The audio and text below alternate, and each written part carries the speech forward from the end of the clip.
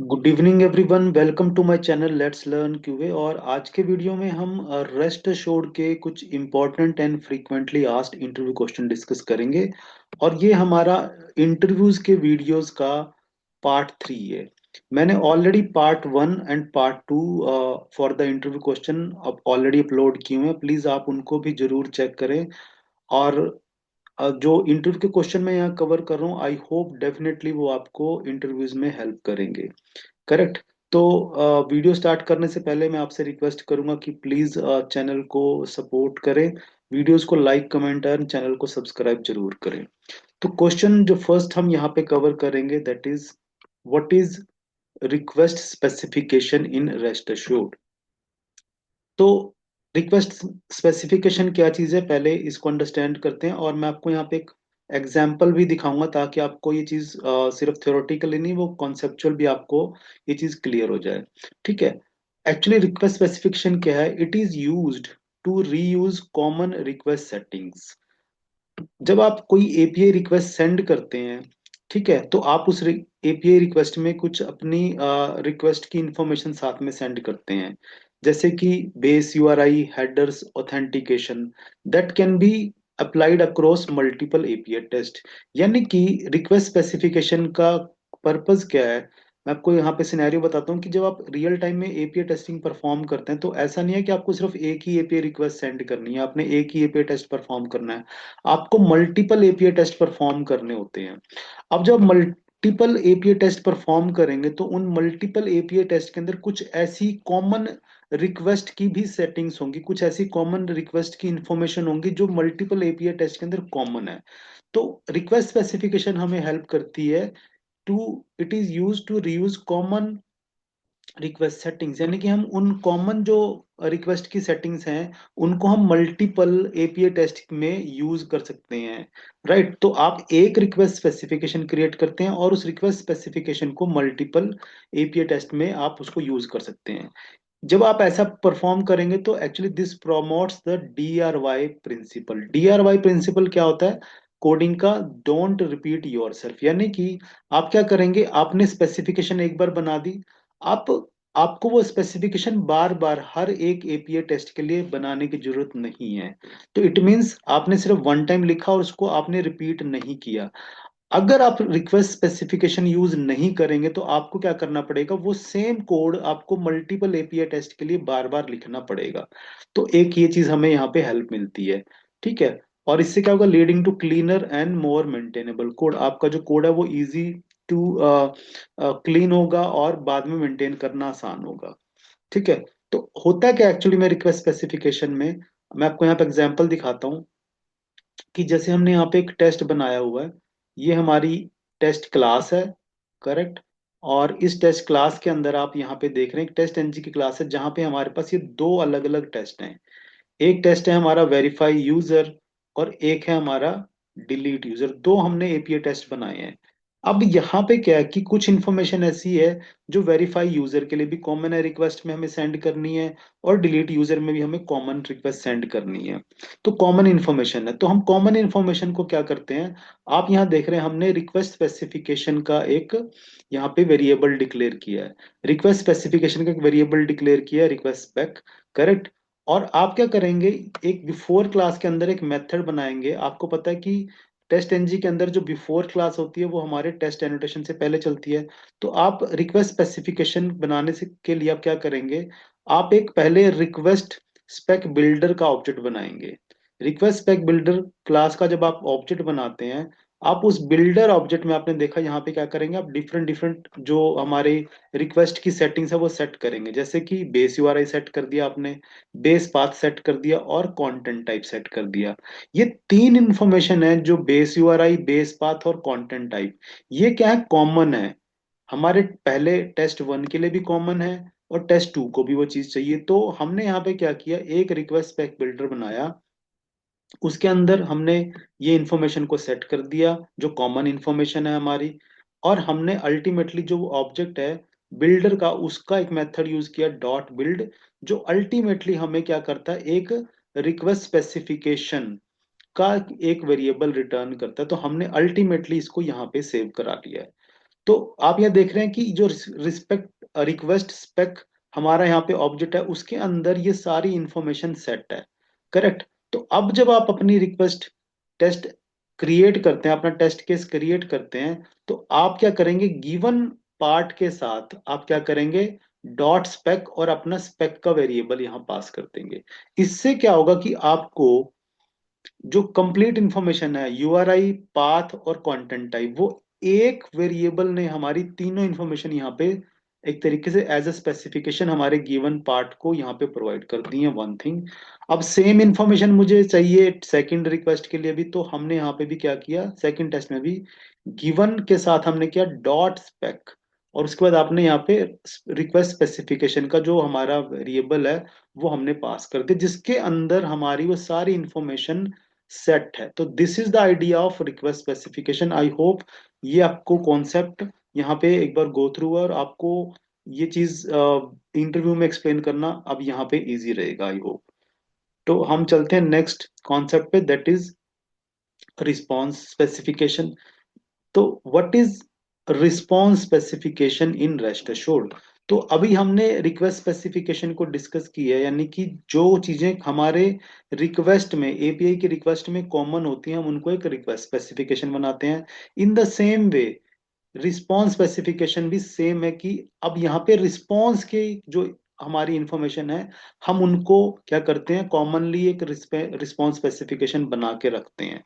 In rest assured, a response specification is, sorry, I'm really sorry over here.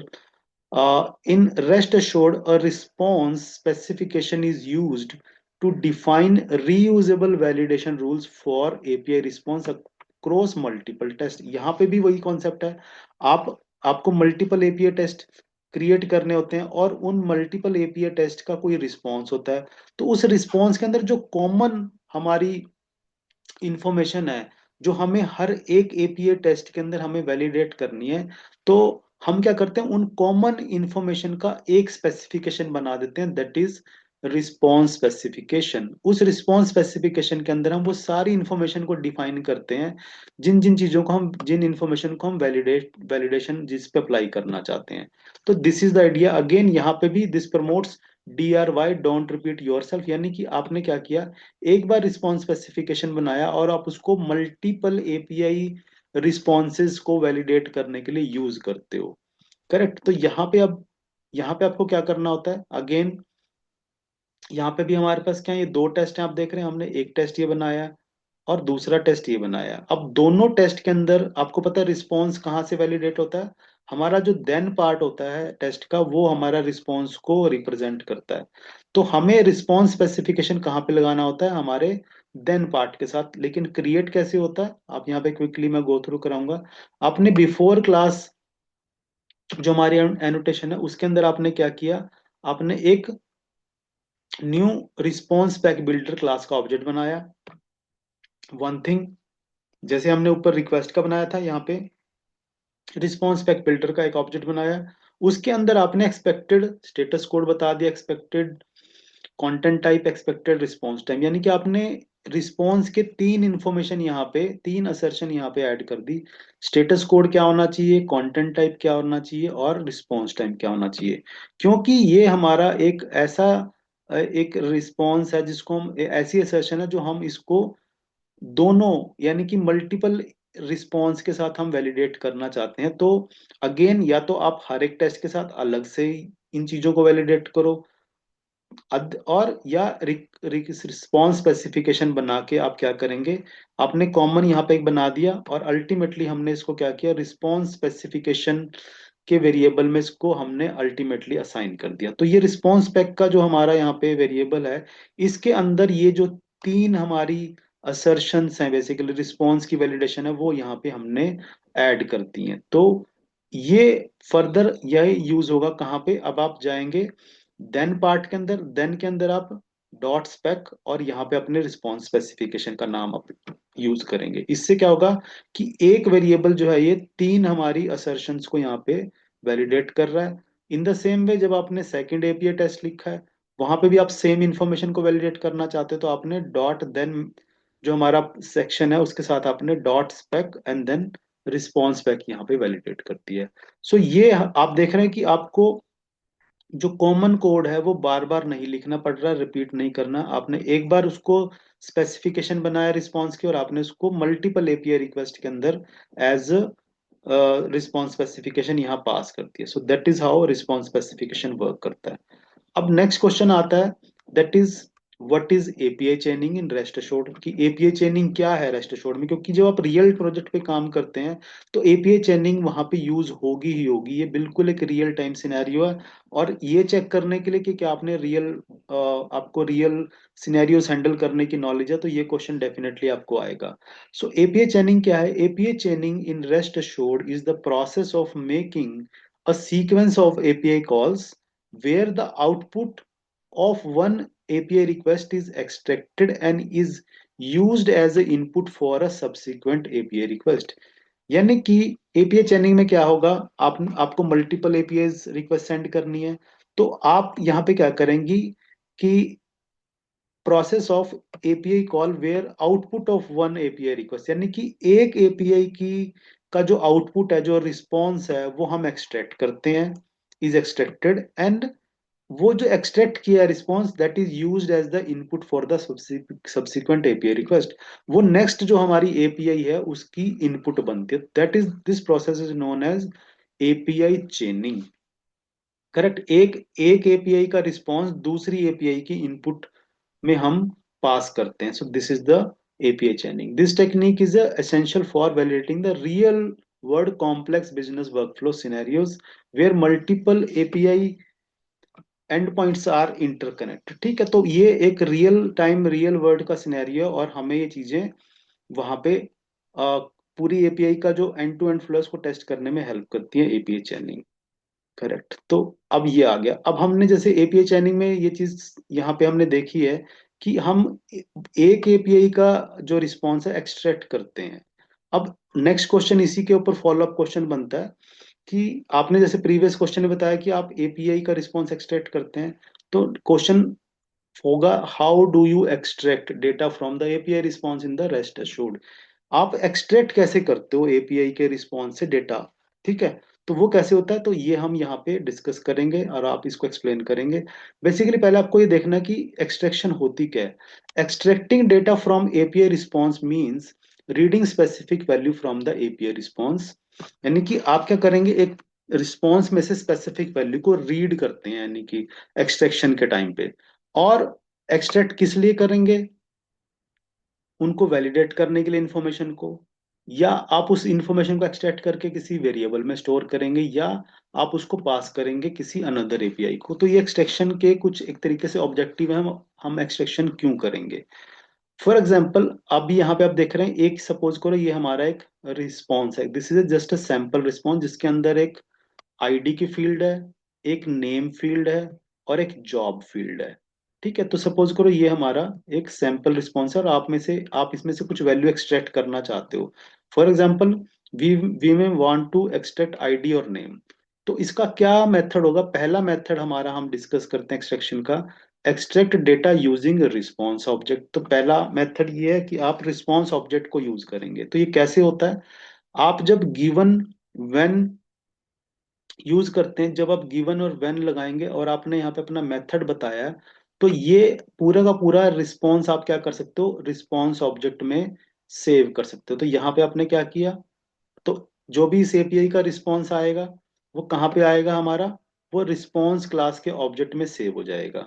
ठीक है, अब हमने हमारा टारगेट तो एक्सट्रैक्ट करने का है। तो जब आप रिस्पॉन्स के ऑब्जेक्ट में इसको सेव कर लेते हैं, तो रिस्पॉन्स के ऑब्जेक्ट के पास हमारे पास मेथड है that is get status code. तो ये मेथड क्या कर रहा है, बेसिकली आपके रिस्पॉन्स में से, एपीआई के रिस्पॉन्स में से स्टेटस कोड को गेट कर रहा है, और हम इसको एक इंट वेरिएबल में सेव करा लेते हैं। तो ये आपने देखा कि हमने यहाँ पे क्या किया, हमने रिस्पॉन्स ऑब्जेक्ट यूज किया डेटा को एक्सट्रैक्ट करने के लिए। वन थिंग, ये पहला एक तरीके से मेथड है। सेकंड मेथड क्या होगा, extract data using Jason path. कि जेसन पाथ यूज होता है। तो जेसन पाथ कैसे यूज होता है, बेसिकली आपने गिवन व्हेन यूज किया, और जो रिस्पॉन्स आया आपने पहले उसको एक रिस्पॉन्स के ऑब्जेक्ट में सेव कराया। वन थिंग, अब जब रिस्पॉन्स का ऑब्जेक्ट जो आपने यहाँ पे सेव कराया है, आप यहाँ पे एक मेथड यूज करते हैं जेसन पाथ। जेसन पाथ भी हमारा क्या करता है, हमारे रिस्पॉन्स में से वैल्यू को एक्सट्रैक्ट करने में हमें हेल्प करता है। और जेसन पाथ के फर्दर जो मेथड है वो है गेट स्ट्रिंग, यानी कि आप एक पर्टिकुलर स्ट्रिंग अपने रिस्पॉन्स में से गेट करना चाहते हैं, क्योंकि ये मेथड किस पे लगेगा, रिस्पॉन्स के ऑब्जेक्ट पे। रिस्पॉन्स के बाद आप करेंगे dot JSON path dot gate string, और यहाँ पे आप अपनी स्ट्रिंग का पाथ बताएंगे कि कौन सी स्ट्रिंग आप यहाँ पे एक्सट्रैक्ट करना चाहते हो। जैसे यहाँ पे हमने बताया कि जो डेटा हमारी नोड है उसके अंदर जो फर्स्ट नेम फील्ड है हम उसको यहाँ पे एज अ स्ट्रिंग गेट करना चाहते हैं, और अल्टीमेटली आप क्या करोगे, उसको एक स्ट्रिंग वेरिएबल में सेव कर लोगे। तो ये सेकंड ऑप्शन है यूजिंग द जेसन पाथ, कि आप रिस्पॉन्स से कैसे वैल्यूज को एक्सट्रैक्ट करेंगे। थर्ड मेथड क्या है डेटा एक्सट्रैक्ट करने का, extract data using then dot extract which is a BDD style. ठीक है, तो आप क्या करते हैं, जब आप गिवन व्हेन गेट लगाते हैं and dot then, then method आपने किया, आप देन के साथ डायरेक्टली एक्सट्रैक्ट मेथड यूज कर सकते हैं। यानी कि आप यहाँ पे डायरेक्ट रिस्पॉन्स जो आएगा उसमें से एक्सट्रैक्ट करना चाह रहे हैं। क्या एक्सट्रैक्ट करना चाह रहे हैं, आपको यहाँ पे पाथ बताना होगा कि आप उस रिस्पॉन्स में से कौन सी वैल्यू को यूज करना चाहते हैं। तो डॉट पाथ की हेल्प से आप उस पर्टिकुलर इंफॉर्मेशन का पाथ बताएंगे, यानी कि आप कह रहे हैं यहाँ पे डेटा के अंडर जो फर्स्ट नेम है मैं उसको रिस्पॉन्स में से एक्सट्रैक्ट करना चाहता हूँ। तो यहाँ पे ये एक स्ट्रिंग रिटर्न करेगा, दैट इज वाई हमने इसको एक स्ट्रिंग वेरिएबल में सेव करा। तो थर्ड ऑप्शन हमारी होगी डॉट एक्सट्रैक्ट। और डॉट एक्सट्रैक्ट कहाँ पे लगेगा, डायरेक्टली आपका डॉट देन हमारा जो सेक्शन है उसके साथ लगेगा। ये एक बीडीडी स्टाइल है रिस्पॉन्स को एक्सट्रैक्ट करने का। और नेक्स्ट जो हमारी ऑप्शन होती है जो होती है that is Pozzo class. Pozzo class से हम क्या करते हैं, डीसerialization का प्रोसेस की हेल्प से क्या करते हैं, इंफॉर्मेशन को रिस्पॉन्स को एक्सट्रैक्ट करते हैं। यहाँ पे आपको क्या करना होता है यूजिंग द पोजो क्लास, आप पहले क्या करते हैं, पोजो क्लास क्रिएट करते हैं। पोजो क्लास क्रिएट करते हैं आप अपने रिस्पॉन्स की स्ट्रक्चर के बेस पे। जैसे कि आप यहाँ देख रहे हैं ये आईडी नेम एंड जॉब, ये हमने क्या करा, पोजो क्लास बनाई है जो आप किस बेस पे बनाते हैं। जैसे ये हमारा ये सैंपल रिस्पॉन्स है, यहाँ पे कितनी फील्ड थी, आईडी है, नेम है और जॉब, ये तीन फील्ड हैं। तो आप इन तीन फील्ड की क्या करते हैं, बेसिकली पोजो क्लास बनाते हैं जो हमने यहाँ पे बनाई हुई है। तो पहले पोजो क्लास बनेगी जिसके अंदर प्राइवेट हमारे वेरिएबल्स होते हैं और पब्लिक हमारे गेटर सेटर मेथड होते हैं। तो एक ये ऑप्शन है। और जब आप, ये तो हमने पोजो क्लास बना दी, अब एक्सट्रैक्ट कैसी होगी वैल्यू, आपने क्या करना है, आपने given when and then extract, आप इसको एक्सट्रैक्ट करेंगे कैसे, as user response dot class, यानी कि जो आपकी पोजो क्लास है, या आपने क्लास किस नाम से बनाई है, यूजर रिस्पॉन्स के नाम से। तो जब आप यहाँ पे पूरा रिस्पॉन्स यानी कि अपनी स्क्रिप्ट लिखेंगे, रिस्पॉन्स को एक्सट्रैक्ट कैसे करेंगे, आप करेंगे डॉट एज और POJO class as a POJO class object. तो जब आप इसको पोजो क्लास ऑब्जेक्ट एक्सट्रैक्ट करते हैं तो अल्टीमेटली आपको इसको कौन से वेरिएबल में सेव रखना होगा, आपको उस पोजो क्लास के ऑब्जेक्ट में ही सेव करना होगा। तो अल्टीमेटली जो यूजर है हमारा, यूजर जो ऑब्जेक्ट है उसके अंदर क्या होगा, हमारी पूरी की पूरी जो जेसन है वो डीसerialize होके as a Java object convert हो जाएगी। और हमारे जो पोजो क्लास है उसके अंदर गेटर मेथड होते हैं। अब उसके बाद क्या कर सकते हैं, आप देख रहे हैं यहाँ पे यूजर डॉट गेट नेम, आप पोजो क्लास के जो गेट मेथड हैं वो यूज करते हैं जिससे कि आप पर्टिकुलर वैल्यू को एक्सट्रैक्ट कर सकते हैं। आईडी गेट करना तो गेट आईडी, नेम गेट करना तो गेट नेम, जॉब का डेटा गेट करना तो जेट गेट जॉब। तो गेटर मेथड हमें हेल्प करते हैं वैल्यू को एक्सट्रैक्ट करने के लिए, और पोजो क्लास आपको बनानी पड़ती है, देन आप उसकी getter and setter method use कर सकते हैं। तो ये एक और हमारा इंपॉर्टेंट मेथड था। तो आपको ये पता होना चाहिए कि आप एक रिस्पॉन्स को कितने तरीके से एक्सट्रैक्ट कर सकते हैं, है ना। How do extract data from API response, कितने मेथड्स हैं डिफरेंट डिफरेंट जिससे आप डेटा को एक्सट्रैक्ट कर सकते हैं फ्रॉम द एपीआई रिस्पॉन्स। और नेक्स्ट क्वेश्चन है that is difference between put and patch request in rest assured. तो ये बहुत ही एक कॉमनली अगेन आस्क्ड क्वेश्चन है और कंफ्यूजिंग है थोड़ा सा, क्योंकि इसमें मोस्टली कैंडिडेट्स को क्लैरिटी नहीं रहती या कंफ्यूजन क्रिएट होती है कि कैसे दोनों काम करती हैं। पुट एंड पैच जो है, when performing update operation in API, जब भी आप एपीआई के थ्रू अपडेट ऑपरेशन परफॉर्म करते हैं, यानी कि आप जो हमारा एपीआई का डेटा है सर्वर पे उसको आप चेंज करना चाहते हो, तो वहां पे हमारे पुट एंड पैच दोनों दोनों का जो काम है वो पुट बेसिकली डेटा को अपडेट करना है, बट उनके उनमें डिफरेंस एक्चुअली में, ठीक है ना। Although both are use to modify existing data but they are not same. दोनों का काम है डेटा को मॉडिफाई करना, बट सेम नहीं है। क्या डिफरेंस है? जो पुट रिक्वेस्ट है हमारी, पुट रिक्वेस्ट यूज होती है जब आप फुल अपडेट करना चाहते हो, यानी कि आप you want to replace the entire resource, यानी कि जो एक रिकॉर्ड ऑलरेडी बना हुआ है आप उसको कंप्लीटली रिप्लेस करना चाहते हो, ठीक है। तो और जब आप इसको पुट रिक्वेस्ट यूज करोगे तो आपको क्या करना पड़ेगा, कंप्लीट बॉडी सेंड करनी पड़ेगी अपनी एपीआई रिक्वेस्ट में, ठीक है। तो एक ये चीज आपको ध्यान रखना, क्योंकि वो फुल अपडेट है, फुल अपडेट करते तो आपको कंप्लीट बॉडी सेंड करनी होगी वो, और आपके एग्जिस्टिंग रिसोर्स को कंप्लीटली रिप्लेस कर देगी। फॉर एग्जाम्पल, आपने सपोज को एक प्रोडक्ट ऐड किया है, और आपको बाद में रियलाइज हुआ कि आपने वो प्रोडक्ट गलत ऐड कर दिया, वो सारा ही इंफॉर्मेशन गलत, आपने गलत ऐड कर दिया है। तो उस केस में आप क्या करोगे, पुट रिक्वेस्ट यूज करोगे। और जब आप पुट रिक्वेस्ट यूज करोगे आप देखोगे ये पुट रिक्वेस्ट में आप कंप्लीट बॉडी दोबारा से सेंड करोगे, name, year, price, CPU model, everything आप दोबारा यहाँ पे सेंड करोगे, कंप्लीट प्रोडक्ट की इंफॉर्मेशन, करेक्ट। और पैच में क्या होता है हमारा, पैच रिक्वेस्ट के अंदर हमारा पार्शल अपडेट होता है, यानी कि आप only the field sent in the request will be updated. और आपको यहाँ पे क्या करना होता है कि आपको पूरी इंफॉर्मेशन नहीं चेंज करनी प्रोडक्ट की, आपको कोई पर्टिकुलर इंफॉर्मेशन चेंज करनी है। जैसे कि सपोज करो हमने प्रोडक्ट ऐड किया है, और उसके अंदर सिर्फ हमने नेम जो ऐड किया उसमें थोड़ा हमें करेक्शन करनी है। जैसे हमारा प्रोडक्ट था यहाँ पे एप्पल मैकबुक प्रो 16, लेकिन हम चाहते हैं कि वो 16 की जगह 18 हो, तो आप कौन सी रिक्वेस्ट सेंड करेंगे, पैच रिक्वेस्ट। तो इसमें क्या होगा, आप सिर्फ नेम जो वैल्यू है वो यहाँ से अपडेटेड वैल्यू सेंड करेंगे, बाकी जो इन्फॉर्मेशन है, year, price, CPU, hard disk, वो सेम रहेगी, सिर्फ आपका प्रोडक्ट का नेम अपडेट हो जाएगा। It is just a partial update. तो इसके लिए यूज होती है हमारी पैच, पैच रिक्वेस्ट हमारे पार्शियल अपडेट के लिए यूज होती है।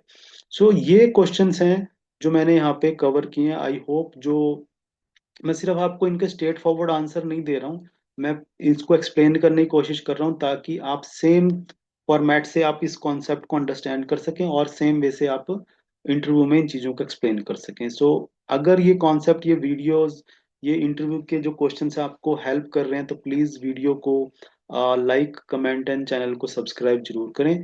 Thank you very much. और आने वाले वीडियोस में मैं फर्दर क्वेश्चंस यहाँ पे अभी कवर करूंगा। Thank you so much.